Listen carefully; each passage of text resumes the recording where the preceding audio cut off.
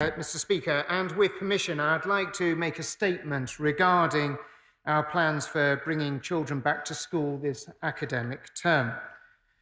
Dealing with this pandemic has always been an exercise in managing risk.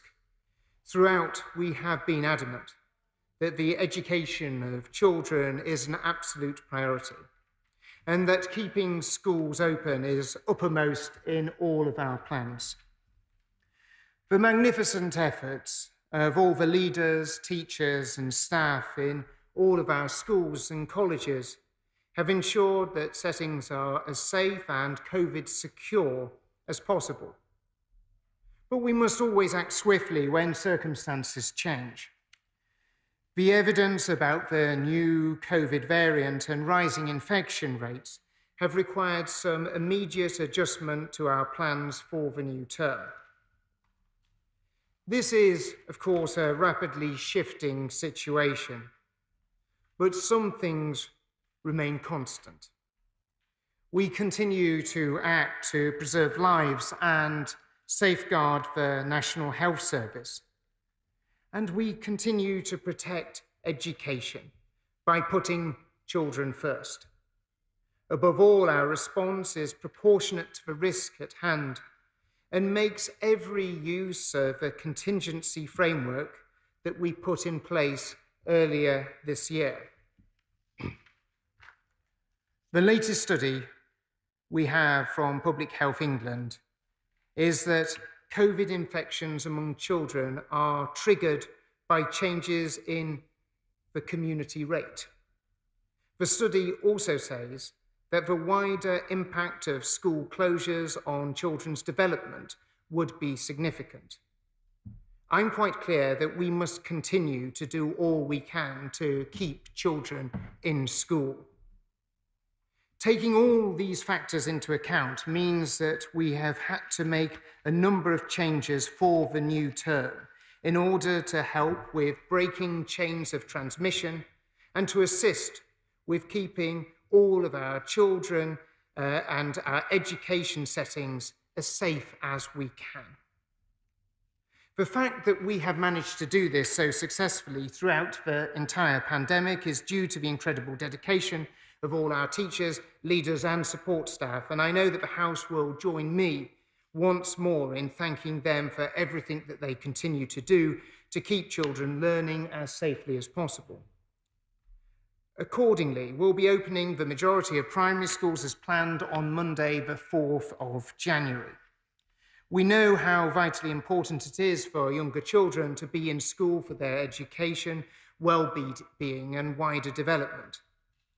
In a small number of areas where the infection rates are highest, we will implement our existing contingency framework such that only vulnerable children and children of critical workers will attend face-to-face.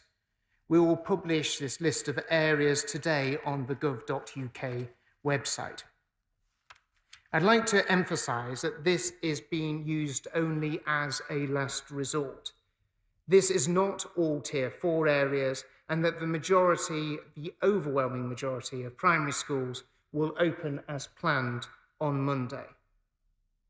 The areas will also be reviewed regularly so schools can reopen at the very earliest moment. Ongoing testing for primary school staff will follow later in January, and we will be working to establish an ambitious testing programme helping to break chains of transmission and reducing the need for self-isolation where students and staff test negative for the virus. We have already announced our intention for a staggered return to education for this term for secondary age pupils and those in colleges. Because the COVID infection rate is particularly high among this age group, we are going to allow more time so that every school and college is able to fully roll out testing for all of its pupils and staff. I would like to thank school leaders and staff for all of their ongoing work in preparing this. This kind of mass testing will help protect not just children and young people, it will benefit everyone in the community.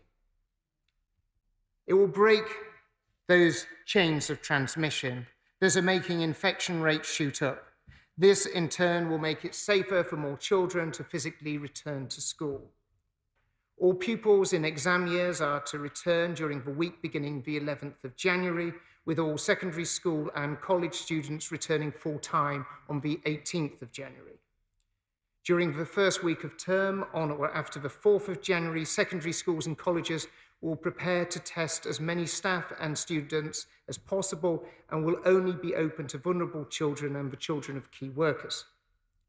The 1,500 military personnel committed to supporting schools and colleges will remain on task, providing virtual training and advice on establishing the testing process, with teams on standby to provide in-person support if required by schools.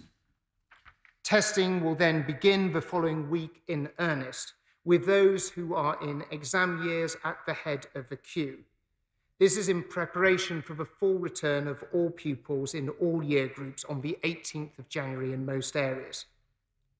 To allow this focus on establishing testing throughout the first week of term, exam year groups will continue to have lessons remotely in line with what they would receive in class, and only vulnerable children and children of critical workers will have face-to-face teaching. As with primary schools, we'll be applying our existing contingency framework for education in areas of the country with very high rates of COVID infection or transmission of the virus. This will require secondary schools and colleges to offer face-to-face education to only exam years, vulnerable children and children of critical workers, with remote education being given to all of the students if they are in one of those contingency framework areas. We're also asking universities to reduce the number of students who return to campus at the start of January, prioritising students who require practical learning to gain their professional qualifications.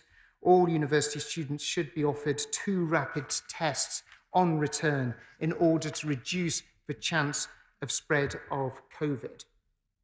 To support remote education and online learning during this period, the government expects to deliver more than 50,000 devices to schools across the country on the 4th of January alone, and over 100,000 altogether during the first week of term. This is in addition to the 560,000 devices that have already been delivered, as we continue aiming for a target of over 1 million devices to be distributed for the children who need them most. This programme is now being extended to include students aged 16 to 19 in colleges and schools. So often, Mr. Speaker, we have had to close things down to try and beat this awful disease. But with schools, our best line of attack is to keep them open using mass testing tools that we now have available so that we can ensure that children are able to continue to gain the benefit of a world-class education. As we continue to hear more encouraging news about the vaccine rollout, I am more determined than ever that children will not have to pay the price for beating COVID. Mr. Speaker, I've spoken many times of my determination that we cannot let COVID damage the life chances of an entire year of children and students. With these plans, which allow for rapid testing and a controlled return of schools, I'm confident that we can minimise the latest health risks posed by the virus, and I commend this statement to the House. We now go up to Stratford and Livingston to the Shadow Secretary of State, Kate Green. Kate Green.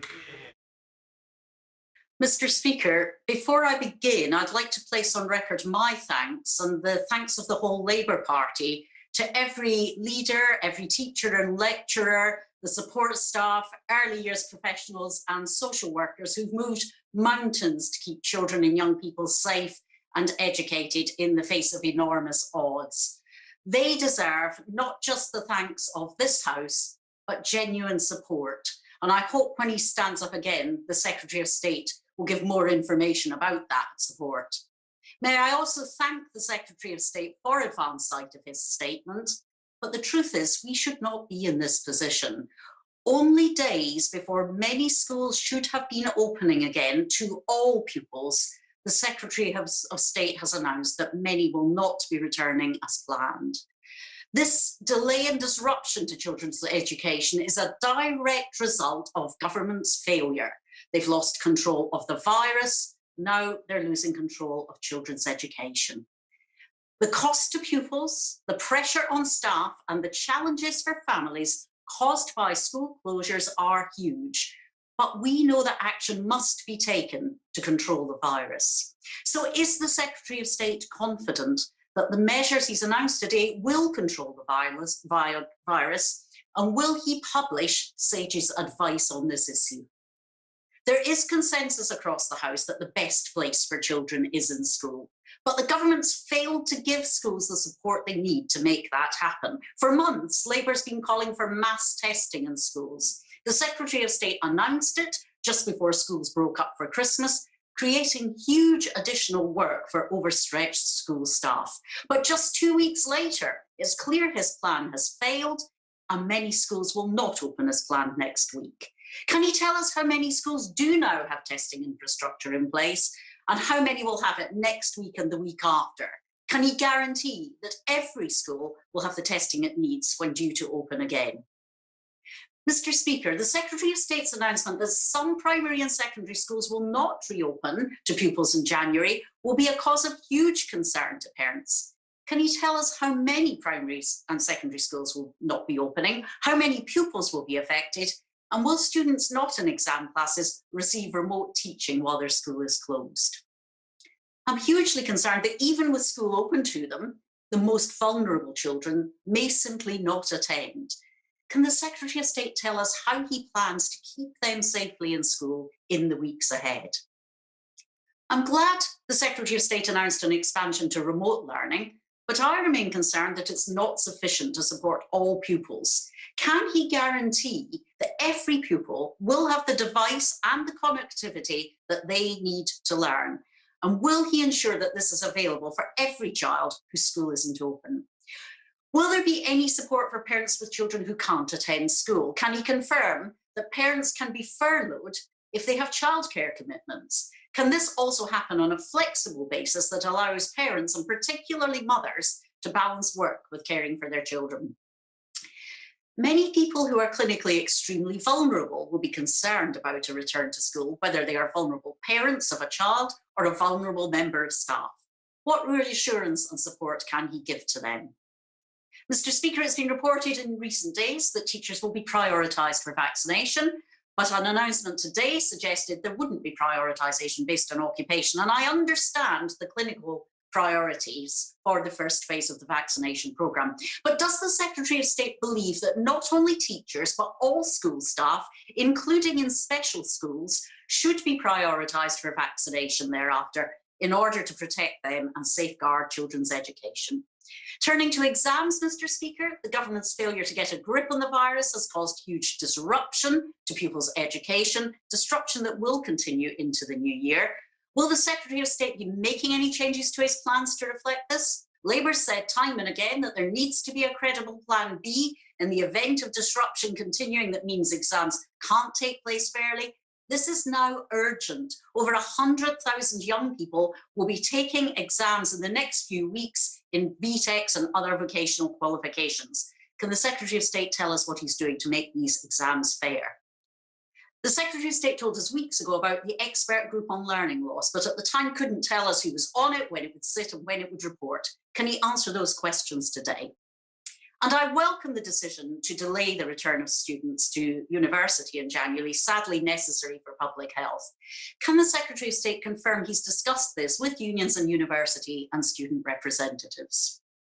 In conclusion, Mr. Speaker, we should never have been in the position we're in today. If the government had acted quicker, followed the science, and given schools the support that they needed throughout this pandemic, we wouldn't be facing a new year with this new wave of infections and huge disruption to the lives of pupils, their families, and staff across our education system.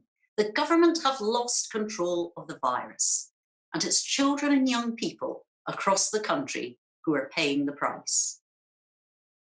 Secretary of State.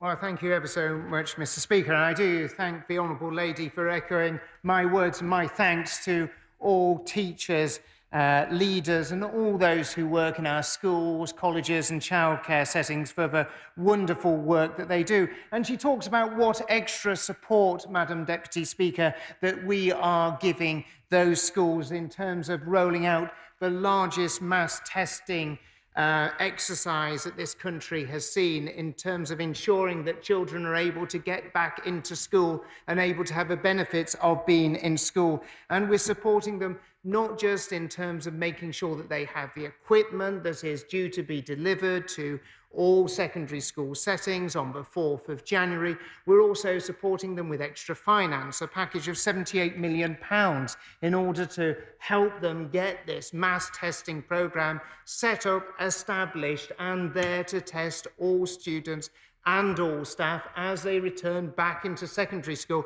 This is about taking the opportunity to be able to have a real opportunity to beat back this virus, have a real understanding of where the infection is within the community and making sure that schools are even safer than they have already been. She asks about the SAGE advice, and of course, as the Honourable Lady knows full well, that it is SAGE that publishes its advice, and it will of course publish its advice soon. The contingency framework, again, this is something that was published and has been a public document for a number of months now, so I'm sure the Honourable Lady has had the opportunity to look at it, and it makes quite clear that actually those schools that are placed in part of a contingency framework, there needs to be the continued delivery of remote education in those schools. And just to be clear, those children who are in exam group years will be returning back into secondary school, even if they're in a contingency framework area on the 11th of January. She rightly highlights the issue of vulnerable children. I think that our school system can be rightly proud, as well as our local authorities and social workers, for the amazing work that they have been doing with those children who are most vulnerable in society, to ensure that we do everything to get them attending school, making sure that they have the protection of school around them. And those efforts, working with local authorities, working with the police, and working with schools will continue. And finally, she raises the issue that there are many students who are about to take examinations in technical and vocational qualifications in the early part of January. Those assessments will continue as planned in those educational establishments that are delivering them. Now we go to Harlow, to the Chairman of the Select Committee, Robert Halfon. Thank you, Madam Deputy Speaker. I believe that my right honourable friend wants to keep schools open and teachers and children safe. However, I have real worries about the effect of school closures, particularly hurting vulnerable children and putting enormous pressures on parents. Can I ask him to set out what risk assessment the government has made on the impact of school closures for millions of pupils on educational inequality, well-being and mental health, especially when the Royal College of Paediatricians has stated that eating disorders amongst young people has gone up by fourfold, partly because of school closures and social isolation. Will the department introduce a tracker on individual pupils, at least those in exam years, working with schools and local authorities to ensure that those at home get the learning they need?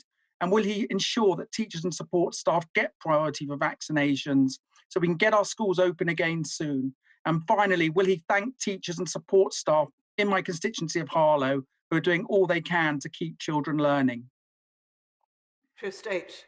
Well, I would very much like to join my right honourable friend in thanking the teachers and support staff who've done so much in his constituency of Harlow to keep children learning.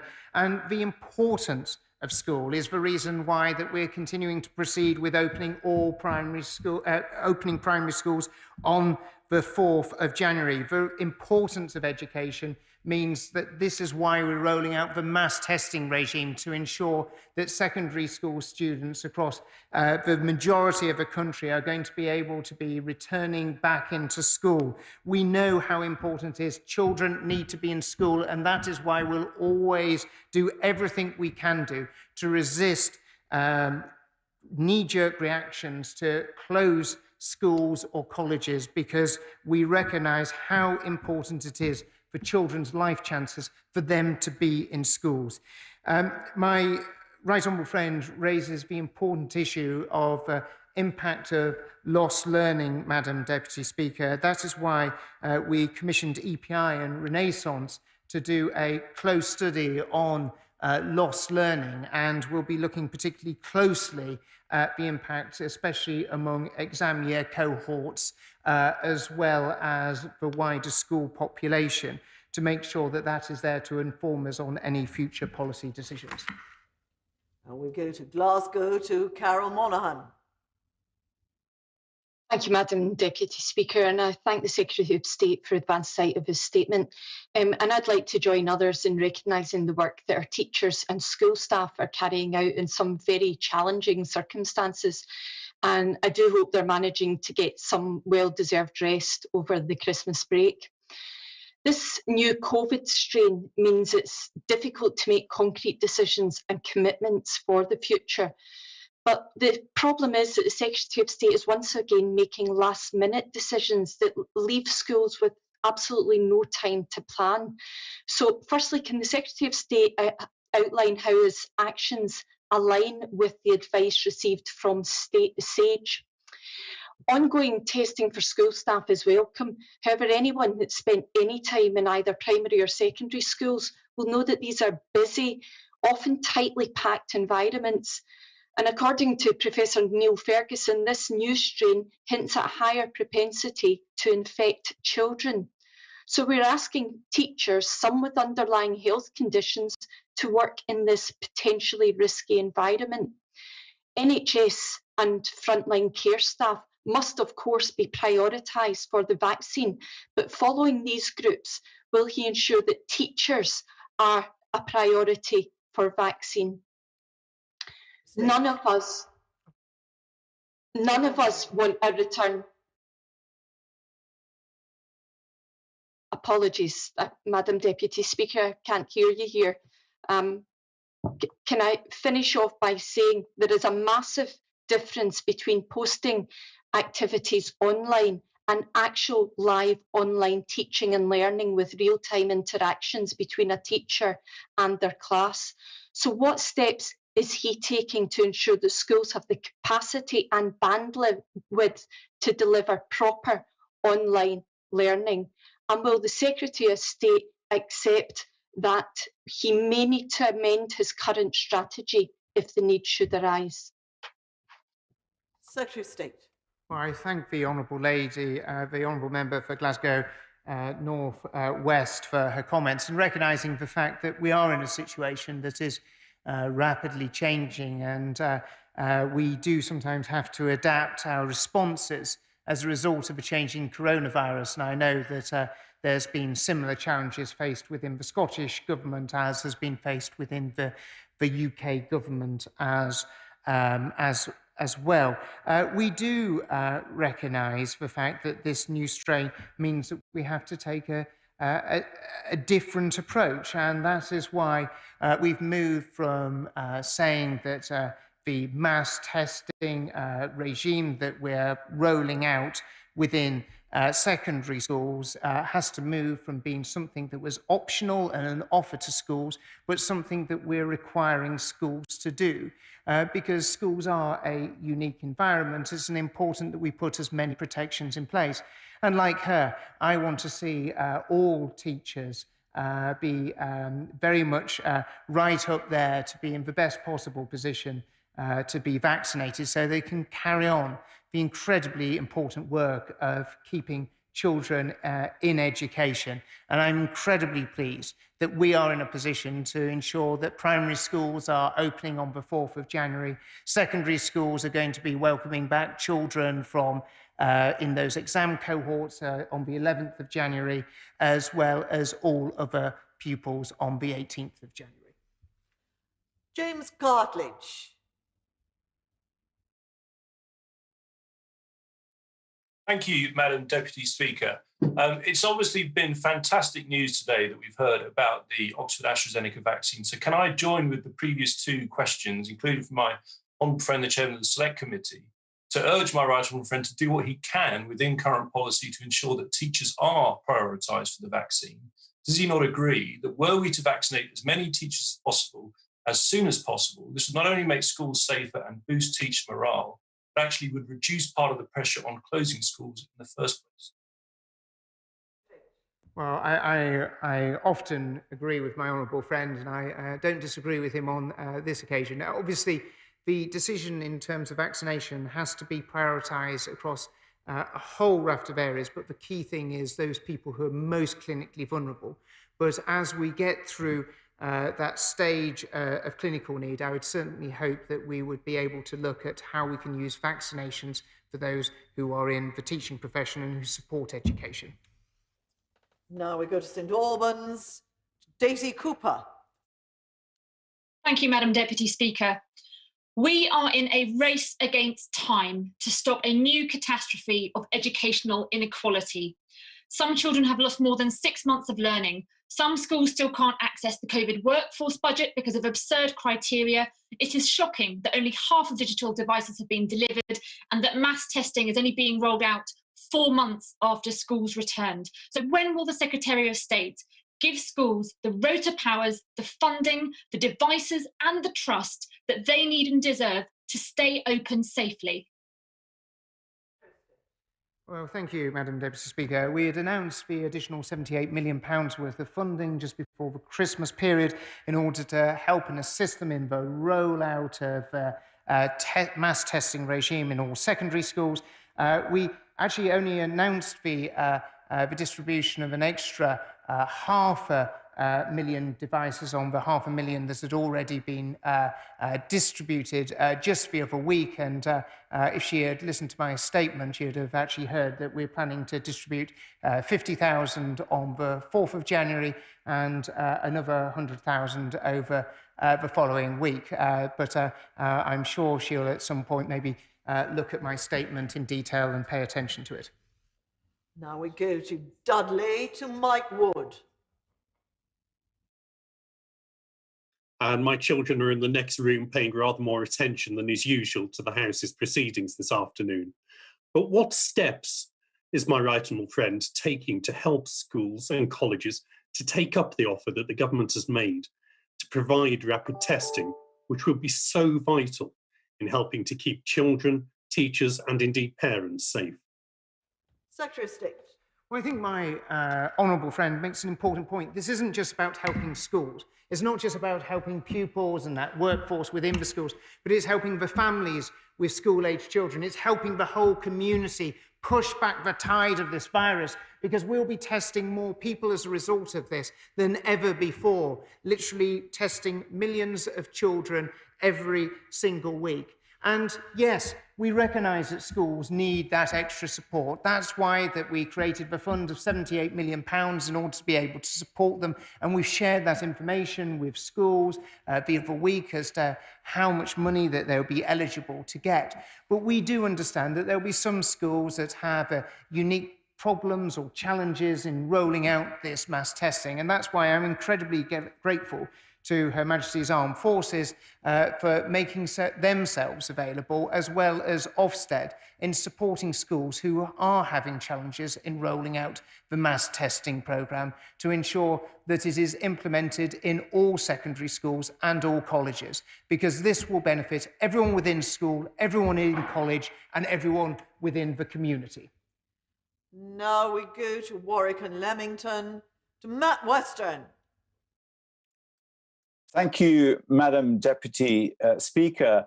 Like so many frontline workers, teaching staff are deeply committed to their profession, but they've also been among the most vulnerable, particularly given that it's been amongst the 12 to 17-year-olds that have been a major vector for transmission. I spoke with head teachers just before Christmas, and they were left angered by the government's late announcement to introduce testing without any support and little direction. And today we hear there will be a delay to schools reopening. So can I ask the Secretary of State just 2 points? As I asked him back in November, will he prioritise frontline teaching staff for vaccinations, given the political will to keep schools and colleges open as much as possible? And secondly, given that so many students will be taking BTECs and other technical and vocational qualifications exams in the next few weeks, what support the government will be providing to those students and the staff assisting them? Well, the honourable member for Warwick and Leamington is right to highlight the issue of those children taking BTEC qualifications, and we made the decision about the importance of those youngsters being able to continue to take those qualifications over the coming weeks. In terms of vaccination, and he's picked up on the thread raised by previous questioners, obviously as Education Secretary, it isn't within my remit to determine as to who will be receiving the vaccinations, but I would certainly hope that when we are through that process of working through those groups who are most vulnerable to COVID, then those who are working in our education settings are looked at in the most positive way to ensure that they are high up on the list of receiving those vaccinations.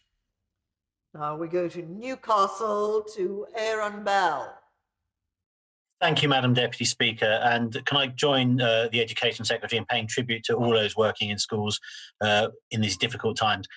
I welcome his statement and the announcement that all secondary school and college students will receive 2 rapid tests at the start of the new term to identify asymptomatic cases. But I know this as a father myself, it's the self-isolation that's caused such disruption for teachers, students and pupils.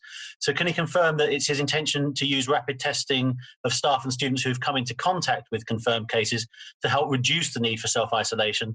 And will this be available daily if necessary? I can absolutely confirm to my honourable friend that that will be available to both students and staff members in secondary school settings, and how important it is. This means that we'll be in a position to reduce the number of children and teachers who are having to self-isolate, and it means that it will be easier for education settings to fully work as normally as possible, but most importantly, students to be in a position to maximise the amount of time that they spend studying. Now we go to Pontefract and Castleford, to Yvette Cooper. Thank you, Madam Deputy Speaker. Pontefract New College is currently having to organise the mass testing for twice weekly for 2,500 sixth formers, but they've had no allocation of funding, no contact from the military. They're having to find additional staff, and they have no space in order to do these tests as well. Why has the government not given schools and colleges a clear allocation of funding that will cover additional staff, that will cover DBS checks, that will cover the practicalities of delivering this mass testing? They all want to do this mass testing, but frankly, the support that they are getting from the ministers and the education department is always too late, always too chaotic, and frankly, isn't giving them the support they need to keep children safely in education. Well, I'll certainly make sure the information is passed on to the Right Honourable Member. It was published before Christmas and was available to colleges and schools, but I'll make sure that my private office forwards it on to her and where they can get that information, because it is readily available and should hopefully be of assistance in her duties as a constituency Member of Parliament. Felicity Buchan. Thank you, Madam Deputy Speaker. I'd like to pay tribute to all of the teachers in Kensington and Chelsea who have been heroic in their efforts to keep schools open, even with very high case rates in London. Can my right honourable friend clarify whether London will be part of the contingency framework? And also, he mentioned, I believe, a 2-week delay. Can he clarify whether schools will definitely reopen after 2 weeks, or whether there will be a review at that point? Secretary of State. My honourable friend is right to ask that question, and after the 2-week period there would be a review. Our obvious hope and desire is to see that those areas that are in the contingency framework to be moving out of that, but we'll obviously be guided by the public health advice and the scientific advice that is available to us.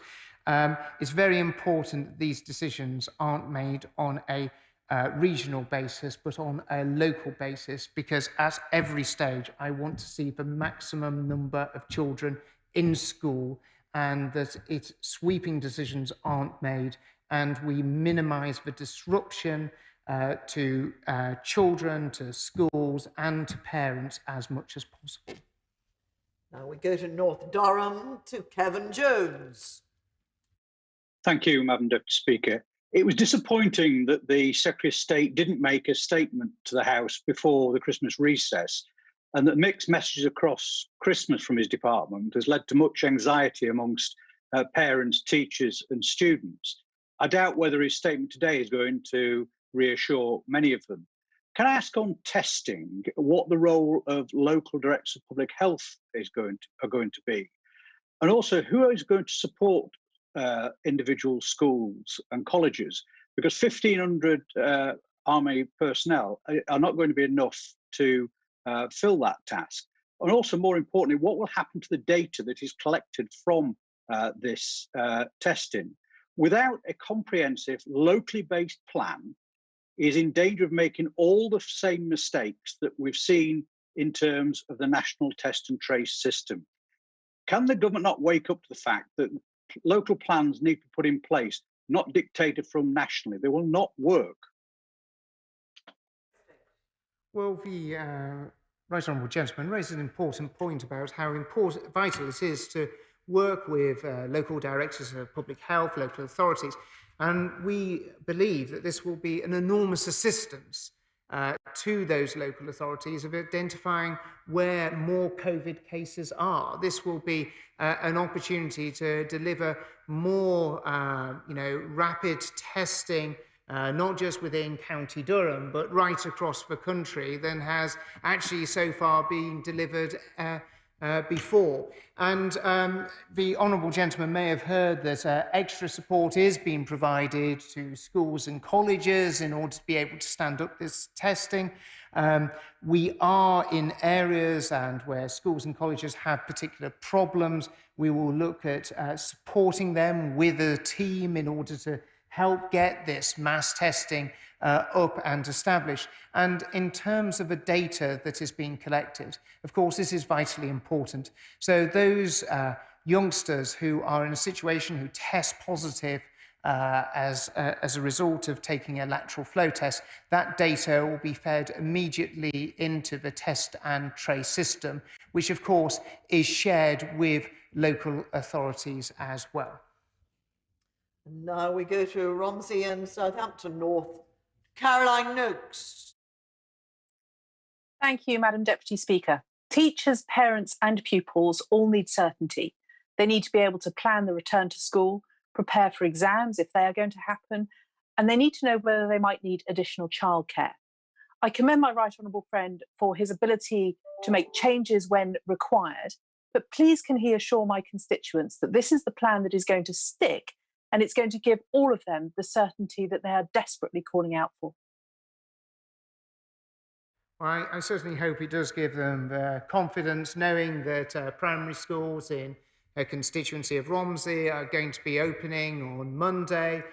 Give her the confidence that exam year groups are going to be returning into secondary school, into colleges on the 11th of January, and all year groups will be returning shortly after that.